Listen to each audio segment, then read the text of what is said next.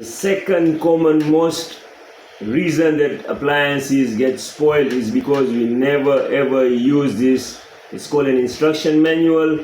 It has clearly written instructions on how to install, how to use, and how to service your appliances so that they last you for a long time. So 99% of the appliances that come to us is because nobody has ever read these appliances manual properly and end up using the way they think the appliance should be used instead of how it should be used according to the manufacturer's guidelines. So make sure whenever you buy an appliances or any appliance that you buy, read the instruction manual carefully.